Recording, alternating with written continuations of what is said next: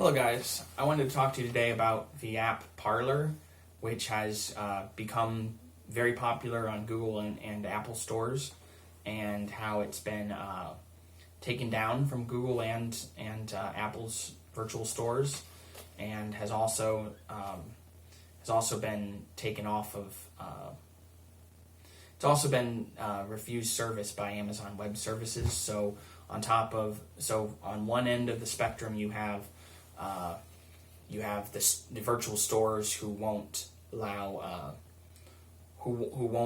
this app onto their platform any longer, even though it's the most popular app on Apple, at least on Apple, since the election. It's become the most downloaded free app. And then on the other end of it, you have Amazon, who's refusing basic services, what's more or less a utility, in order to allow Parler to even run a website. So on one end, Parler's getting attacked and threatened and being threatened to even have a website. On the other end, you've got Apple and Google, who are refusing to even carry their goods on the shelves of their virtual store. So let's see what they had to say about it. Apple, according to Tim Cook, Apple will welcome back Parler, provided Parler finds a new cloud provider to host the social network if the app effectively moderates user speech. So, Apple's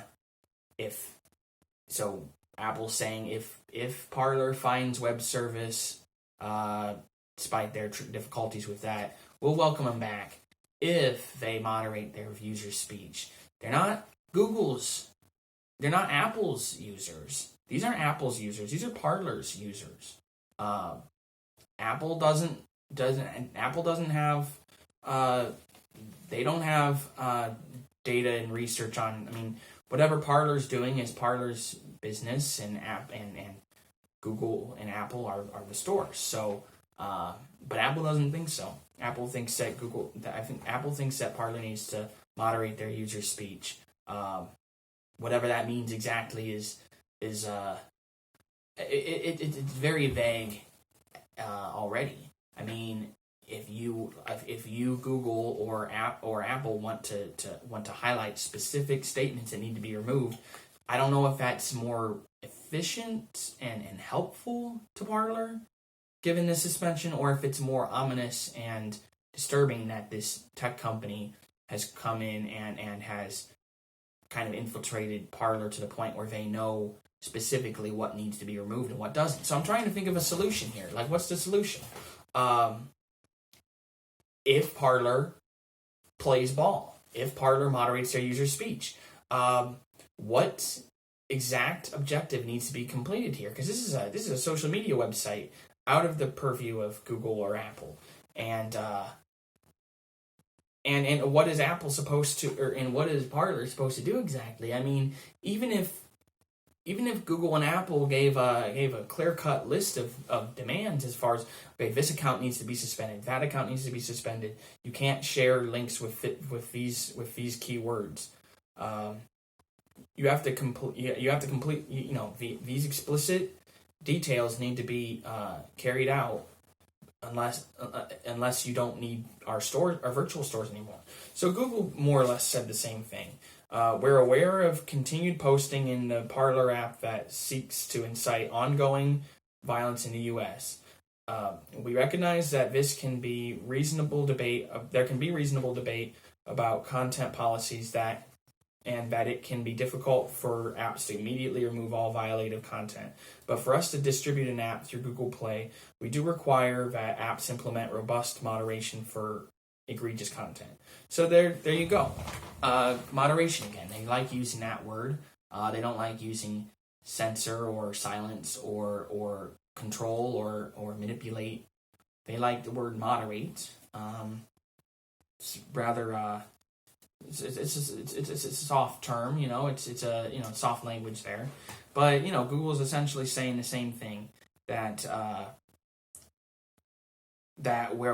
think they gave them some kind of, I don't know if it was a 24-hour notice. I know when Amazon gave a 24-hour notice for shutting down their services, their web hosting services. to Parler, which still doesn't seem like nearly enough service for somebody you're doing business with. For a customer, Parler actually pays money directly to Amazon for their web posting services, but anyway, so Google wants essentially the same thing that Apple wants, which is to, but at least Google admits, okay, so there are your website, your app, bad things are happening on your app. And we're giving you a demand that you have to moderate the speech, but at least Google says we recognize it can be reasonable. Well, no, they said it can be difficult for apps to immediately remove all violative content.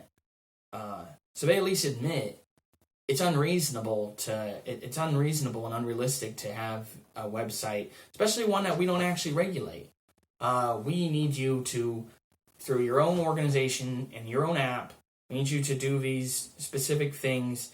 That's very difficult to do, and again, it raises the question: is it better to have it vague and it's less likelihood that Parler can actually play ball even if they wanted to, or is it more? I think it's more ominous to say, like, for Google and Apple to hand down these specific requests from Parler.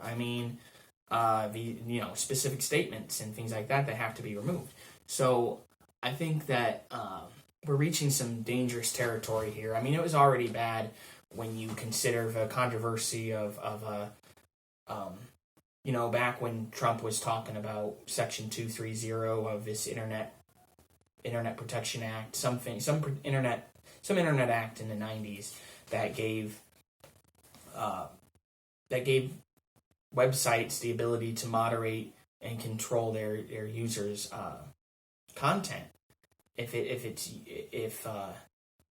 long as you the idea is that if you cannot be held responsible for somebody else's you can't be held responsible for somebody's content on your platform as long as you use limited moderation. As long as you moderate to an extent, you're allowed a certain extent of moderation, and then you can the idea is that you're allowed to make moderations, and you won't be, as long as you are making some moderations, you won't be held responsible as a publisher. So the idea has been for some time, like, oh, well, Google, when it comes to YouTube or Twitter or Facebook, it makes sense for them to have they have the interest in protecting themselves legally by controlling content on these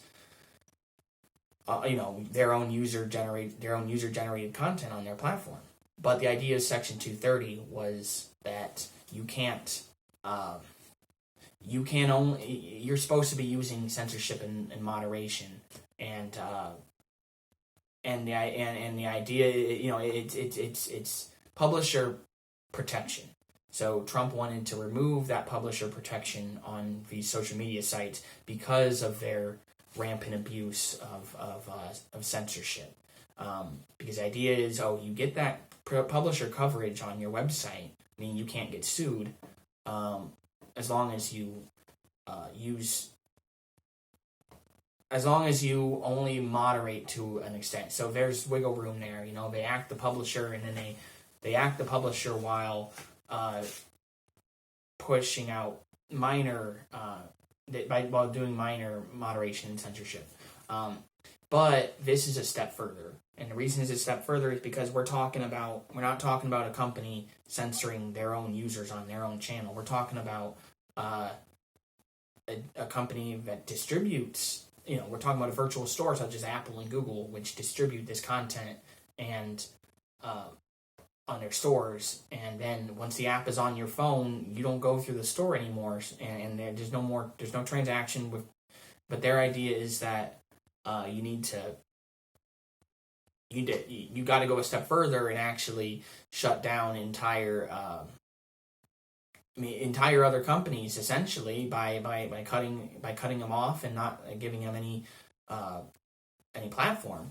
So it's disturbing to a different level, because we're not talking about a social media company moderating their own users' content. We're talking about a distribution, a tech company that also has. We're talking about these large tech companies who are deciding, hey, it's not okay for you have you have to control your own users' content, or else we're not even going to give you a place to distribute your content. So it's getting to be a smaller and smaller club of people on these major social media websites, and they keep pushing people out the bottom, and then they get surprised when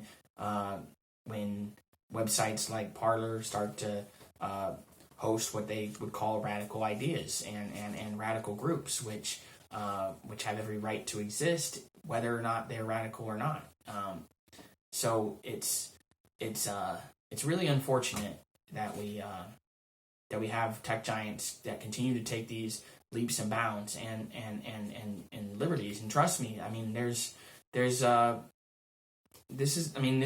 serious stuff. I mean, there are other things I'd like to talk about, but this whole free speech thing is is so important to how we operate as a society, and we just see these tech companies completely ignoring it again and again and again. So and taking more liberties every step they do, and things have really changed in the last year or two. Things have really changed since. I mean, they've really stepped up their game ever since, I'd say, probably 2 years ago when they banned Alex Jones. That was a pretty big red flag to me. But all right, thanks for listening.